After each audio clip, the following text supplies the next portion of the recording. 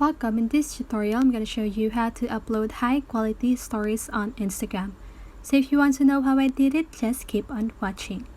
So first of all, you want to open your Instagram app. And then go to your profile by clicking your profile picture on the lower right corner of your screen. And then click on these three little lines on the upper right corner of your screen. Then click Settings and Privacy. And here just want to scroll down until you see the data usage. Here.